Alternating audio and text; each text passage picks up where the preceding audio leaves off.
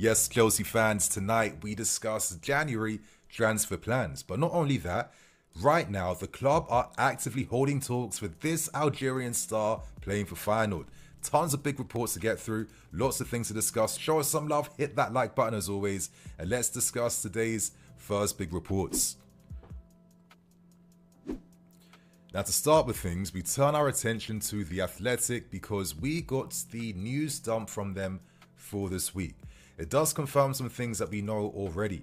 At the moment, the club are looking to reinforce the team by adding another centre-back, midfield player, and another attacking player as well. Now, at the moment, we're maintaining the belief that we prioritise these moves for the summer window. But let's not forget, we are Opportunity FC.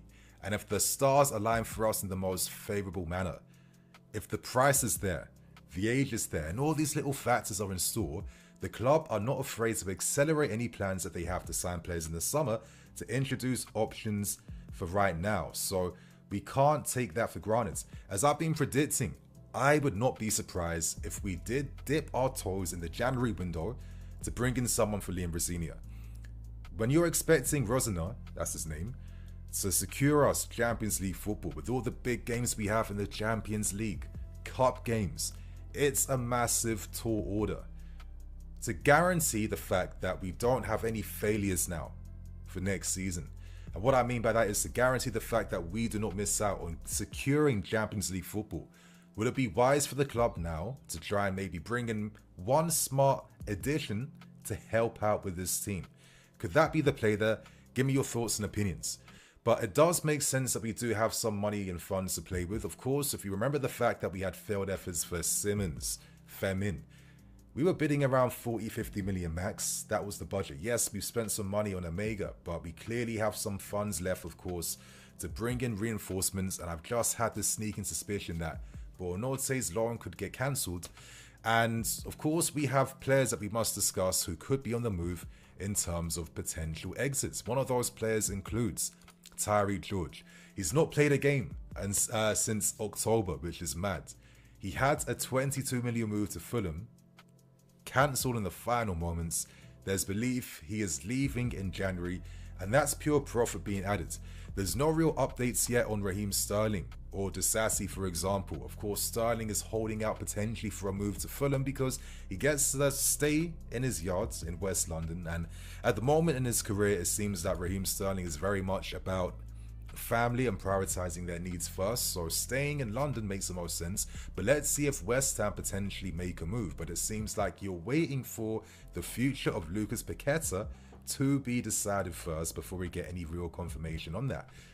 What I'm saying is that there's still the possibility to sell, to reinvest those funds into signing someone for this window. The question is though, who would the player be in particular? This is the interesting thing. Now, if you guys watched yesterday's video, I mentioned the fact that Lucas Paqueta, from Brazilian reports, is a player of interest to the club. I feel like West Ham have expressed interest in the Sassis before, Raheem Sterling, even Tyreek George. Is there something there? Paqueta wants to go. We learned today that West Ham want around £42.5 million, and ideally they sell him at the end of the season. That's not too crazy, and that's not too far out of our budget for a player like him. At the moment though, it depends on Paqueta. His advisors believe that remaining in Europe and playing for one of the top clubs is probably the best thing for his career. But on the other hand, Paqueta has his own personal reasons to return back home to Brazil. Of course, after the whole betting fiasco, how his name got tarnished, his reputation went downhill, the grief he gets from fans every time he plays games. Maybe leaving the Prem, going back home, could be what his career needs, knowing that he can earn some big money for Flamengo. Let's watch this space. Let's see what happens. But again, to ensure the fact that we have Champions League football for next season, it might mean dipping our toes into the market, in my opinion. And I think we have to actually think about a future without Champions League football to kind of understand the full scale of what missing it could mean for us. We have to like fall into like PSR for Europe and and also the league as well. That's always been a restrictive policy for Chelsea. We felt the constraints of this last summer, where we were forced to have to negotiate deals away for your Nkunkus, Maduekes, and Nikos, just so our new recruits could be registered for Champions League duty. That's insane. That is crazy. If we don't get that, knowing that we don't have commercial activities on this level, that we don't have a front of shirt sponsor, we're still struggling for that. Every time you don't get CO, you're basically just communicating to the market, you're not worth the 40 to 60 mil a season that you guys have been waiting for patiently for like 3 years now. It's not going to happen. You're not that club. Chelsea must be tired, in my opinion, of constantly having this raffle ticket moment to understand whether they're guaranteed to get Champions League or not. We're far down the table. You're asking for an incredible run of form, run of games to climb our way back up. If it was going to happen, it would be this season where many teams are struggling, and every season in the Premier League, you know, there's more points to gain, and it's so easy to just kind of get out of form and on a bad run of form. So could getting a player like a Paqueta, for example, or maybe someone else they're looking at, maybe aid us a bit more? In my opinion, knowing that Cole Palmer has been suffering with some injuries this season, he's not back to his full self, could maybe targeting a player between the lines, that 8/10, could that maybe take pressure away from Cole Palmer, whilst also helping provide a new solution against the low block teams, more creativity, more imagination, more of that type of manner that we're missing out from the team. That would be the way I would go. And if there was a way to get a deal done with West Ham for Paqueta, for the context of where we are right now, you guys, I'm not just here to talk about, I'm gassed for transfers and signings, bring anyone in, I don't care. Hear what I'm saying. I'm also frustrated with Clearlake. My main frustration with Clearlake is that for all their big club ambitions they have, they operate on a mid-club level. The ambitions is not matching the reality of where things are, because, you know, these guys, in my opinion, they don't make the key executive decisions. This is what I mean by them moving like a mid-table type of club. Sometimes you need to know how to splash the money. When's the right moment to take advantage of? Timing, all these factors come into play here. And for me, this is my main criticism for where we are right now. With better execution, better leadership, not this mess that we have right now, I think we're closer to where we have to be compared to still being far off and being behind Man United in the table. That's not good enough. But what you have to understand is that I still care about the club more.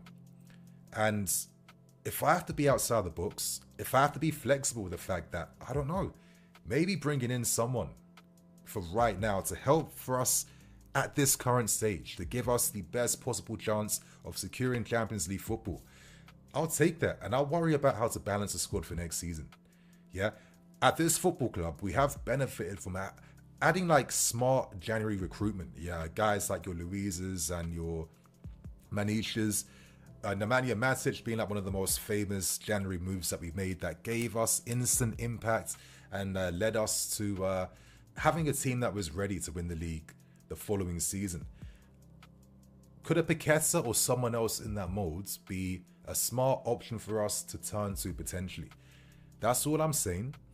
Let's watch this space. But as I keep stressing you guys, we don't want to have a season as Chelsea fans where we're even pondering or reflecting about the lack of Champions League football. For the mess we found ourselves in with how we've done business, the mistakes we've made, we don't need to compound those mistakes even further. I don't want to be in a situation where I say I told you so. I just don't care about that now. I just want to compete. I just want to make sure that at least the L's can stop going now. Because, bro, we watch the games, we invest all our time into our club, yeah. End of the day, we just want to be successful, right? So I'm just hoping that we can make something happen before this season ends. So, my friends, that's the news from The Athletic out the way. In the meantime, though, we're going to discuss the news coming out surrounding this surprise target. And today, courtesy of Santi Una, I'm going to put his tweet up on screen right now. More just like unbelievable reports coming out. But as he reports, we are currently holding conversations and discussions with the agent of Feyenoord winger Anis Haj Musa. His agent is Mohamed Daman. And we are holding talks over the availability of getting a move in this window. Feyenoord are aware of the interest. The club is happy to let him go because that's what Eredivisie clubs do, as long as the proposal is good. Now, I'm going to give you guys some further context behind this, right? Because at the moment, it feels like maybe we are accelerating efforts to sign him because Marseille now are looking to make a move to bring him in this January. This was confirmed by Sasha Tavalieri. He's got a lot of interest from clubs across Europe, but Marseille are at the moment one of the favorite clubs to try and tie him down. So let's watch this space. Let's see how things are going right now. But in the meantime, my friends, I think it's quite obvious why we're looking to make a move. I'd be incredibly surprised if we're signing him to add to our first team. Incredibly surprised. Could an option be maybe we do like another Amugu style deal where, you know, you sign him, he's here for 6 months, and then he goes to Strasbourg afterwards? Could that be the workaround? Who knows? It's a lot of speculation, but you'd imagine that this move is purely a Blue Coat move for Strasbourg. I think with the bad blood that Blue Coat currently have now after taking away Liam Rosner, the best they can do is remind the Strasbourg fans, listen, without our investment that's helped you with your stadium, your training ground, it's made you a strong top 10 Ligue 1 team where you